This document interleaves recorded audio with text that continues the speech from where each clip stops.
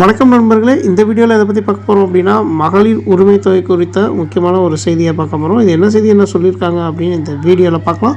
So video skip பண்ணாமல் கடைசி வரைக்கும் பாருங்கள். அதுக்கு முன்னாடி நீங்கள் நம்ம சேனலுக்கு புதுசாக வரீங்க அப்படின்னா மறக்காமல் சப்ஸ்கிரைப் பண்ணிவிடுங்க. அப்படியே பக்கத்தில் இருக்கக்கூடிய பெல் பட்டனை கிளிக் பண்ணிவிடுங்க.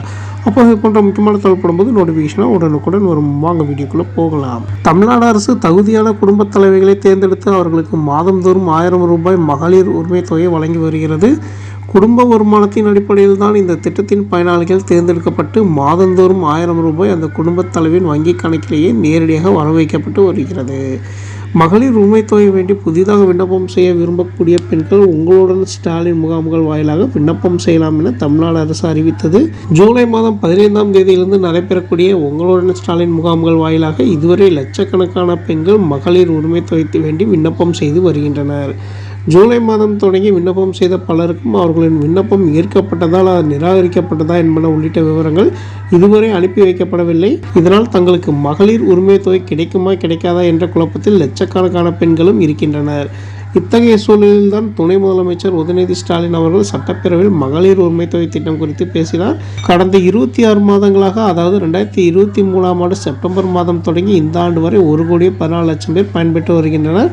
உங்களுடன் ஸ்டாலின் முகாம்கள் வாயிலாக பெறப்பட்ட விண்ணப்பங்களின் அடிப்படையில் தகுதியான மகளிருக்கு வரும் டிசம்பர் 15ஆம் தேதி முதல் மகளிர் உரிமை தொகை வழங்க அரசு முடிவு செய்திருப்பதாக அப்போது அவர் தெரிவித்துள்ளார்.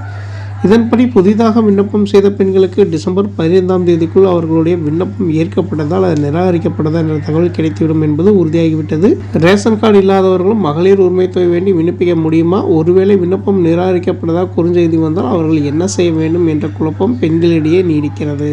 கலைஞர் மகளிர் உரிமை தொகை திட்டத்திற்கு விண்ணப்பம் செய்த அனைத்து மனுதாரர்களுக்கும் அதிகாரிகள் நேரடியாக வீடுகளை தேடி சென்று கள ஆய்வு மேற்கொண்டு தகவல்களை செயலி வாயிலாக பதிவேற்றம் செய்து வருகிறார்கள்.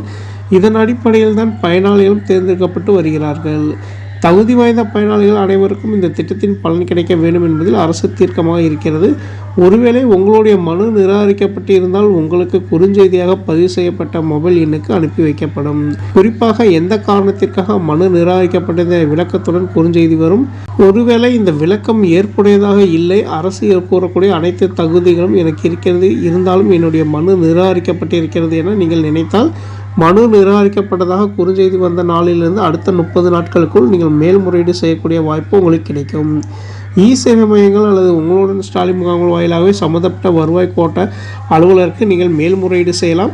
அவ்வாறு மேல்முறையீடு செய்யப்படும் பட்சத்தில் அதிகாரிகள் மீண்டும் உங்களுடைய விண்ணப்பத்தையும் உங்களுடைய தகுதிகளையும் ஆய்வு செய்து முடிவு எடுப்பார்கள்.